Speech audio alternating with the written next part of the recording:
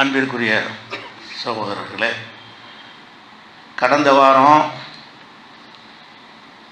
சம்பல்ங்கிற பகுதி, சம்பல்ங்கிறது ஒரு டேஞ்சரான ஆதிக்க சாதியினர் இருக்கக்கூடிய ஒரு பகுதி. பிற மக்களை எல்லாம் உயர் சாதி ஆதிக்கத்தில் இருந்து கொண்டு சிறுபான்மை மக்கள், தலித் மக்களை எல்லாம் கொடுமைப்படுத்தக்கூடிய ஒரு பகுதியாக இந்த சம்பல் இருந்துச்சு. அந்த சம்பலில் தான் அந்த பூலான் தேவி இந்த கேள்விப்பட்டிருப்பேன். சம்பல் பள்ளத்தாக்கில் பூலான் தேவி அவளுடைய குடும்பம் புருஷனையெல்லாம் கொண்டாங்க இந்த ஆதிக்க சாதியினர்.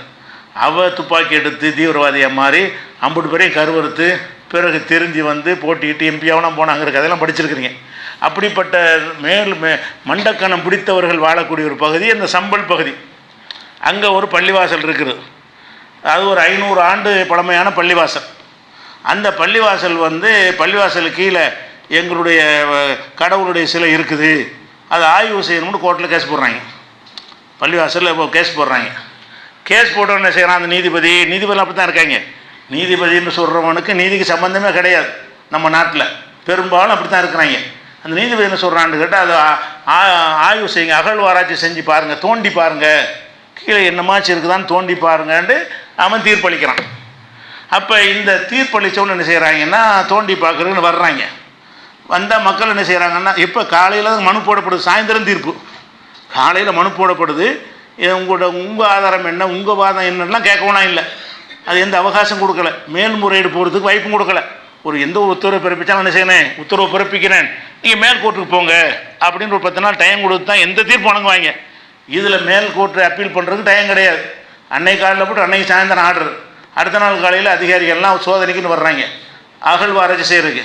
அவங்க வந்தால் பரவாயில்லை, வரும்போதே இந்த காவிகளை கூட்டிக்கிட்டு ஜெய் ஸ்ரீராம் சொல்லிட்டு பள்ளிக்கு வர்றாங்க. அதிகாரிகள் வர்றாங்கன்னு சும்மா இருந்துருவாங்க. பள்ளிவாசலுக்குள்ளே வரும்போது ஜெய் ஸ்ரீராம் சொல்லிக்கிட்டு வரும்போது மக்கள் என்ன செய்கிறாங்க, தடுக்கிறாங்க. தடுத்து கலவரமானவனை துப்பாக்கி சூடு நடத்தி 5 பேரை கொண்டு விட்டாங்க. இந்த துப்பாக்கி சூட்டில் 5 முஸ்லீம் சகோதரர்கள் கொல்லப்பட்டிருக்கிறாங்க. அந்த துப்பாக்கி சுடக்கூடிய காட்சிகள்லாம், வீடியோ காட்சிகள்லாம் நீங்கள் ஃபேஸ்புக்கில் யூடியூப்லாம் வந்திருக்கிற காட்சி பார்க்குறீங்க. அந்த துப்பாக்கி சுடுற காட்சி எல்லாமே இப்படி உயரத்தில் தான் சுடுறாங்க. இப்படி தான் சுடணும், சுடுறதா இருந்தால் சுட்டு தான் ஆகணுங்கிற நிலை வந்துச்சுன்னு சொன்னால் வானத்துணைக்கு முதல் சுடணும். 2 களையல்னு சொன்னால் சுடுவேன் மர எச்சரிக்கணும். அதுக்கும் இல்லைன்னா துப்பாக்கியுடைய அந்த குழல் தரையை நோக்கி தான் காட்டணும், காலில் தான் சுடணுமே தவிர இப்படி சுடக்கூடாது. அவன் இப்படி சுடுறான். அந்த படத்தை பார்த்தா தெரியும். அந்த துப்பாக்கி சுடுற காட்சியை கொல்லணும்னு சொல்கிறது. அதாவது இங்கே சுட்டா செத்துருவான்னு தெரிஞ்சுக்கிட்டே, இங்கே சுட்டா செத்துருவான்னு தெரிஞ்சுக்கிட்டே சாவடிக்கிறதுக்கே சுடுறான். அது மாதிரி சுட்டு 5 பேரை நெஞ்சுதான் காலி பண்ணிட்டாங்க. இப்போ போலீஸ் இந்த வீடியோலாம் வந்த பிறகு மாட்டிக்கிறவங்க நாங்கள் சுடலைன்னு மறுக்கிறாங்க. ஆனால் வீடியோ ஆதாரங்கள் மூலமாக நிரூபிக்கப்பட்டிருக்குது. இந்த ஒரு சம்பவம் இது மட்டும்தான். பார்த்தீங்கன்னா இதுக்கு முன்னாடி 2 வருஷத்துக்கு முன்னாடி அந்த கியான் வாபிங்கிற ஞானவாபி பள்ளிவாசல்லையும் இதே மாதிரி அந்த ஹவுலில் சிவலிங்கம் இருக்குது என்று சொல்லி அதையும் ஆய்வு செய்ய சொல்லி அதில் ஒரு பகுதியை பூட்டி வச்சுக்கிட்டு இருக்கிறாங்க மனு போட்ட உடனே. அதே மாதிரி நேற்று நினைஞ்சிருக்கிறாங்க, முந்த நாள் போய் தாஜ்மஹால் எங்களுக்குள்ளே தான் சொல்லிட்டு அதுக்கு ஒரு கேச போட்டிருக்காங்க. இப்படி ஒன்று எங்களுடையது, எங்கள் கோயில்னு சொல்லிக்கொண்டு இந்த மாதிரி தகராறை கிளப்பி ஒரு மக்கள் மத்தியில் அந்த வெறுப்பு விதைக்கிறதுக்காக வேண்டி ஒரு கூட்டம் வேலை செய்கிறது. அரசாங்கம் அதுக்கு துணையாக நிற்கிறது.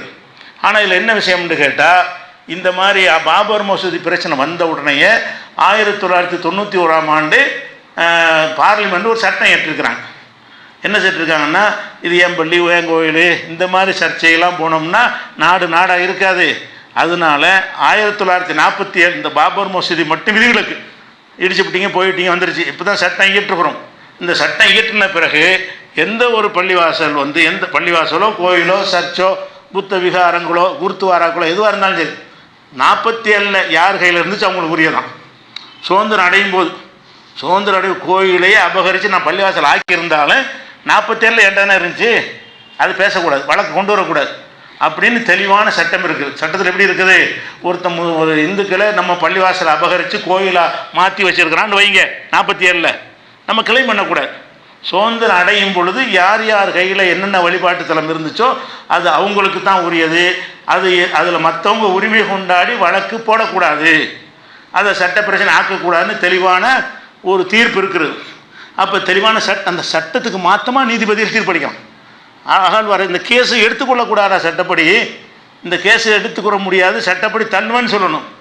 அதை விட பள்ளிவாசல் பாபர் மசூதிக்கு ஒரு தீர்ப்பளித்தாங்கல்ல, 5 கூமுட்டைகள் சேர்ந்து நினைஞ்சாங்க தீர்ப்பளித்தாங்க. அந்த பள்ளிவாசல் வந்து பள்ளிவாசலை அது அவங்க நம்புகிறாங்க, அங்கே தான் ராமர் பிறந்தார், அதுவும் ராமர்கிட்ட கேட்ட தீர்ப்பளிச்சாங்கிறான். ஒரு நீதிபதி என்ன செய்கிறான், ராமர்கிட்ட கேட்டான், அவர் சொல்லிப்படி தான் தீர்ப்பளிச்சேன்லாம் சொல்கிறான். அப்போ இப்படி இந்த தீர்ப்பளித்தாங்கல்ல, அந்த தீர்ப்புனையும் சொன்னாங்க. என்ன சொன்னாங்க, இந்த மாதிரியான கேஸுகள் இதோட முடிய வேண்டும், இது அல்லாத வேறு ஒரு பள்ளிவாசலுக்கு இந்த கேஸ் மாதிரி பேசக்கூடாதுன்னு சொல்லி அதுலேயும் சொல்லப்பட்டிருக்கு. அந்த தீர்ப்பில் அநியாய தீர்ப்பு சொன்னாலும் லேசாக உறுத்தி இருக்குது. இப்படி ஒவ்வொரு பள்ளிவாசலையும் கோயிலுன்னு சொல்லிட்டு வந்தாங்கன்னா என்ன ஆகுறதுங்கிறதுனால அந்த 91 சட்டத்தை மென்ஷன் பண்ணி இனிமேல் எந்த ஒரு பள்ளிவாசல் விஷயமாகவும் இப்படி கிளைம் பண்ணக்கூடாதுன்னு சொல்லி இந்த 5 பேர் சேர்ந்து அளித்த தீர்ப்பில் இருக்குது, சட்டத்திலையும் இருக்குது, தீர்ப்புலையும் இருக்குது. அதை மீறி என்ன செய்கிறான், எந்த கோர்ட்டில் எந்த பள்ளிவாசல் போனாலும் உடனே அகழ்வாராய்ச்சி செய்யறேன்னா என்ன அர்த்தம், உள்ளுக்கு இருந்து என்னத்தையா கொண்டாந்து வச்சுட்டு ஏமா இருந்துச்சு என்று சொல்கிறது தானே. அவங்க 500 பேர் வருவாங்க, நீங்கள்லாம் இருக்க மாட்டீங்க, அவனே கொண்டாந்து வைப்பான், பாபர் மசூதியில் வச்ச மாதிரி அவனே எடுப்பான். ஆமாம், கீழே ஒரு தூணு கிடந்துச்சு, அந்த தூணில் பிள்ளையாரெலாம் இருந்துச்சுன்னு கேட்டான்னா முடிஞ்சு வச்சுக்காது. அப்போ இந்த மாதிரியாகத்தான் பாபர் மசூதி நடந்தது. அந்த வேலையை ஆரம்பிச்சிருக்கிறாங்க. அதை தட்டி கேட்ட மக்கள் தான் 5 பேர் கொல்லப்பட்டிருக்கிறாங்க. எந்த அளவுக்குன்னா, இன்றைக்கி நேற்று முஸ்லீம் எம்பிக்கள், முஸ்லீம் லீக் எம்பிக்கள், வேறு கட்சியில் உள்ள முஸ்லீம் எம்பிக்கள்லாம் அந்த இடத்துக்கு சம்பளுக்கு போகிறாங்க, உள்ளே விட மாட்டேங்கிறான். என்ன நடந்துச்சுன்னு ஆய்வு செய்வதற்காக போகிறாங்க. என்ன செய்யலை, 10 கிலோமீட்டருக்கு அப்பால் தள்ளிட்டான், வரக்கூடாது, இந்த இடத்துக்கு வரக்கூடாதுன்னு சொல்லி தடை போட்டாங்க. அப்போ இந்த அளவுக்கு ஒரு சட்டமீறல் போய்கிட்டே இருக்குதுன்னு சொன்னால் நம்ம விழிப்போடு இருக்கணும். இந்த அரசாங்கத்தை நம்பிலாம் வேலை இல்லை. பழங்கால பள்ளின்னு பெருமை அடிக்கிற பள்ளிவாசல் இருந்துச்சுன்னா இடிச்சு போட்டு புதுசாக கட்டி போடுங்க.